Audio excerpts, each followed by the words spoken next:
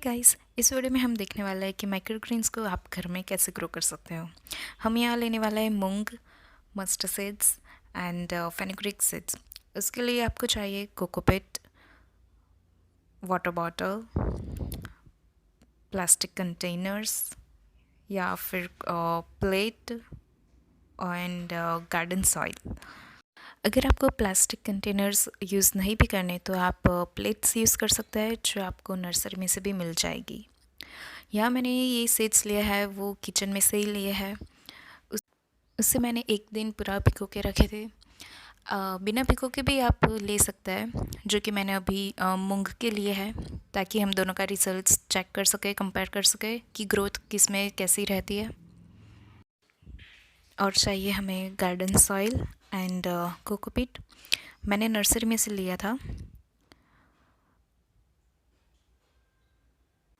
अगर drainage whole है तो इट्स गुड, एंड नहीं है तो आप कटर या फिर नाइफ़ यूज़ करके छोटे छोटे 7-8 होल्स बना दें। मैंने यहाँ कटर यूज़ किया है।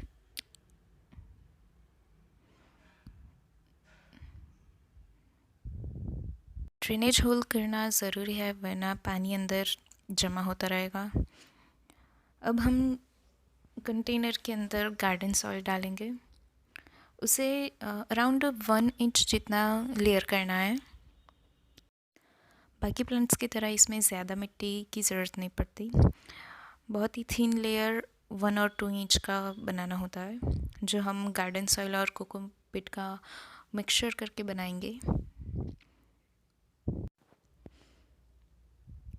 अब इसमें ऊपर कोकोपीट का लेयर करेंगे। उसे भी सेम प्रोपोर्शन में लेना है। जितना हमने गार्डन सॉइल डाला है उतना ही कोकोपीट डालना है। दोनों को अच्छे से बाद में मिक्स कर लेंगे।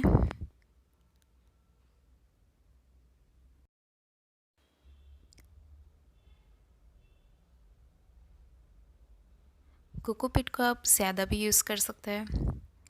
उसकी वाटर रिटेन करने का ड्यूरेशन काफ़ी ज़्यादा होता है, ताकि हमें बार बार वाटरिंग भी ना करना पड़े। एंड अलग से वर्मी कंपोस्ट या फिर कोई भी न्यूट्रिशंस देने की भी ज़रूरत नहीं होती। अब हम इसमें वाटरिंग करेंगे। थोड़ा ही मॉइस्ट हो जाए उतना ही करना है। इससे जर्मिनेशन काफ़ी जल्दी से होगी। अब हम सीड्स को स्प्रिंकल करेंगे। ध्यान रखना है कि ज़्यादा ओवर क्राउडेड ना हो जाए। माइक्रोग्रीन्स ग्रो करने का बेस्ट पार्ट यही है कि उसमें ज़्यादा चीज़ें नहीं लगती, टाइम भी नहीं लगता, एंड काफ़ी हेल्दी भी है।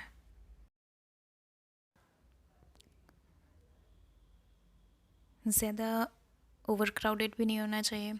आप देख सकते हैं स्प्रिंकल भी कर सकते हैं, या तो फिर आप लेयरिंग भी करके डाल सकते हैं। नॉर्मली 10 से 12 दिनों में माइक्रोग्रीन्स आपके तैयार हो जाते हैं। स्टिक का भी आप यूज़ कर सकते हैं सेपरेट करने के लिए।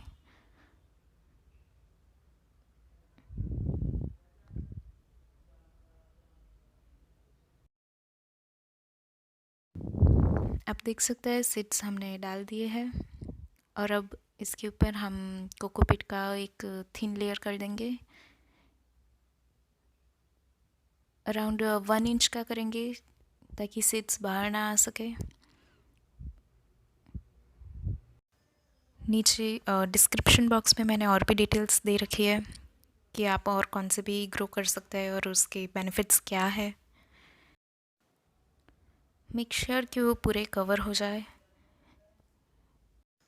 अगर आप बिगिनर है तो मैं डेफिनेटली रेकमेंड करती हूँ, आपको ये ट्राई करना चाहिए। अब हम इसमें थोड़ा वाटरिंग कर लेंगे। अभी भी थोड़ा सा ही वाटर डालना है, मॉइस्ट हो जाए उतना ही, ज़्यादा नहीं डालना है। और लीड से उसको बंद कर देंगे। अगर आपके कंटेनर में लीड है तो उससे करें, और शुरू के 2-3 दिन आपको धूप में नहीं रखना है और उसके बाद सिर्फ सुबह की धूप में रखना है, ज़्यादा गर्मी में नहीं रखना है।